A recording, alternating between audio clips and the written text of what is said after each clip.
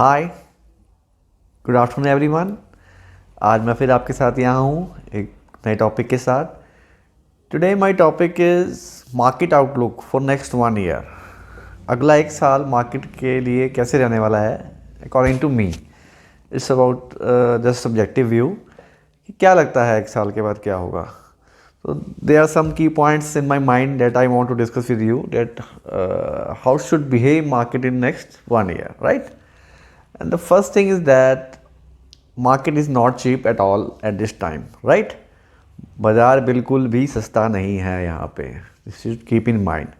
Second thing, we should not expect the last year kind of return of 40% in Nifty. 40% का return हमने last year Nifty का लिया, तो हमें ये नहीं एक्सपेक्ट करना चाहिए कि अगले साल भी इसी टाइप के रिटर्न आएंगे। ऐसा यूजुअली होता नहीं है, राइट? तो we should moderate our expectation to 10 to 12% in next 1 year, and if 10 to 12% return comes I would be rather happy than sad. मैं खुश होऊंगा। तो हमें अपनी एक्सपेक्टेशन बिल्कुल लो रखनी है फ़िलहाल, right? Third thing, market is a discounting machine, it discount everything, right? अच्छा बुरा सब डिस्काउंट कर लिया। मार्केट को भी पता है कि प्रॉफिट बहुत अच्छे आने वाले हैं, क्रेडिट साइकिल शुरू होने वाली है, डेट रिडक्शंस कर रही हैं companies. Market knows everything and most of the things, good things have been already factored in the current market price of the market, right? बहुत सारी चीज़ें अभी से फैक्टर्ड हो चुकी हैं। सो हमें कुछ ज़्यादा एक्सपेक्टेशन नहीं रखनी चाहिए। कुछ बहुत ज़्यादा अच्छा हो गया तो मार्केट में behave in positively, right? And rest of the things remain same. बाज़ार यहाँ से यूजुअली क्या होता है कई बार कि जब इस टाइप ऑफ रिटर्न्स आ जाते हैं, मार्केट इतनी तेज़ी से साल 2 साल में बढ़ जाता है, तो अगले 3 साल कई बार क्या होता है कि रेंज बाउंड में ही रहता है मार्केट। तो we should prepare our mind for that also कि that it may happen that market may not move in a big side either down और अपवर्ड साइड, राइट? सो कई बार क्या होता है कि मार्केट हमारा पेशेंस को टेस्ट करता है इतनी बड़ी रैली के बाद, क्योंकि मार्केट ने हमें 3 साल का रिटर्न 1 साल में दे दिया। तो अब हमें ज़्यादा एक्सपेक्टेशन बिल्कुल नहीं रखनी चाहिए। मेरा इस वीडियो में बार बार ये वर्ड आएगा, एक्सपेक्टेशन एक्सपेक्टेशन एक्सपेक्टेशन। तो हमें अपनी एक्सपेक्टेशन बिल्कुल मॉडरेट रखनी है। ख़ास तौर पे जो न्यू इन्वेस्टर्स आ रहे हैं मार्केट में, पिछले साल के रिटर्न देख के उन्होंने कभी गिरावट देखी नहीं है। उनको लगता है कि 40% रिटर्न बनेंगे हर साल। तो मेरी उनसे रिक्वेस्ट है कि ऐसा नहीं होता। पिछले 20-30 सालों का एवरेज रिटर्न मार्केट का 12 से 15% का रहा है। एमएफ का 1-2% ऊपर बढ़ा के देते हैं वो लोग, तो एवरेज रिटर्न 15% का ही रहने वाला है। इससे ज़्यादा आप एक्सपेक्ट मत करिएगा अगले 5 सालों के लिए कि कोई जादू हो जाएगा। वो कोरोना का एक पीरियड था, उस निफ्टी 12 से एकदम 8 आया, फिर 8 से अब 18 हुआ। तो 12 से 18 ही हम काउंट कर रहे हैं, तो भी वो मॉडरेट काइंड ऑफ रिटर्न ही अगले पिछले 10 साल का निकलता है। तो बिल्कुल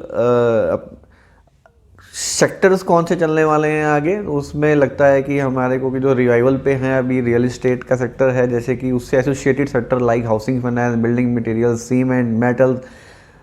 12 साल की रिसेशन के बाद रियल एस्टेट उभर रहा है, तो उससे कनेक्टेड जो भी सेक्टर्स हैं वो अच्छे परफॉर्म करने चाहिए मेरे हिसाब से। क्योंकि इकॉनमी को बढ़ावा देना है तो मैन्युफैक्चरिंग को, इंफ्रास्ट्रक्चर को पुश करना ही पड़ता है। और 10-12 साल के बाद ही गवर्नमेंट एंड प्राइवेट कैपेक्स हो रहा है। प्राइवेट इंडस्ट्री भी खूब कैपिटल एक्सपेंडिचर कर रही है और गवर्नमेंट भी कर रही है। तो दोनों ही चाहते हैं कि हमारी इकॉनमी बहुत अच्छे से बूस्टअप हो अगले 5 सालों में। गवर्नमेंट का टारगेट भी है 5 ट्रिलियन इकॉनमी का, तो वो उसी पे ही काम कर रहे हैं। एक सबसे मज़ेदार बात है, क्रिप्टो पे बहुत बात चल रही है आजकल। दिन में 2 फ़ोन तो आ ही जाते हैं, क्रिप्टो पे क्या करें जी। तो मेरा व्यू बिल्कुल क्लियर है कि जब तक रेगुलेशन इंडिया में नहीं आता, I will not recommend to buy crypto to anyone. ना ही मैं खरीदूंगा और ना ही किसी को कहूँगा। बाकी हर किसी की अपना पैसा, हर किसी की अपनी मर्जी। मेरा सबसे यही रहता है कि अगर एक प्लेटफॉर्म जो चल रहा है जिस पे आप खरीद बेच रहे हैं, अगर वो कल को प्लेटफॉर्म रुक गया तो आप कहाँ जाएंगे, किसको कहेंगे? कोई रेगुलेटरी नहीं है। तो it's a subjective view, you can go ahead with your mind according to me. शायद बाद में मैं आपको खुद बोलूँ कि क्रिप्टो ले लीजिए, जब कोई इंडिया में प्रॉपर गाइडलाइन आ जाए, कोई रेगुलेशन आ जाए, कोई प्रॉपर पता हो कि कहाँ जाना है, किसके पास जाना है। Till that not in a favour, right? उसके बाद जस्ट आपको अपने 3 साल, कोई भी नया इन्वेस्टर आ रहा है तो उसको 3 से 5 साल के लिए आना है। क्योंकि जितने हाई लेवल पे कोई आता है तो it might be possible that in next 1 to 2 years they will have to face some downside or moderate kind of return. तो हमारा माइंड पहले से प्रिपेयर होना चाहिए नए इन्वेस्टर्स का कि 3 से 5 साल के कम इन्वेस्टर्स होराइजन के लिए नहीं आना. जो एग्जिस्टिंग इन्वेस्टर्स हैं जिन्होंने 10 साल से इन्वेस्टेड है, they have seen both the cycle down side upward, so they can remain invested because उनको पता है कि अल्टीमेटली मार्केट ने ऊपर ही जाना है. बिकॉज जो नए इन्वेस्टर्स हैं they don't have a habit of to see down side, उनको सिर्फ ऊपर ऊपर दिखा लास्ट 15 महीने से. सो बस आज का यही आउटलुक था कि मार्केट अगले 5 सालों के लिए ठीक ठाक ही दिखता है. जस्ट आप बिना किसी लालच में आके कि ये 40% बढ़ गया तो इस काइंड ऑफ रिटर्न आएंगे, तो ऐसा शायद ना हो. जस्ट इसीलिए 7-8 पॉइंट डिस्कस करने थे यार मार्केट आउटलुक पे, वो मैंने कर लिए हैं. And this video is only for educational purpose. There is nothing kind of advisory in it. Please consult your financial advisor to buy any financial product and do your diligence to yourself also. This video is only for educational purpose. Thank you.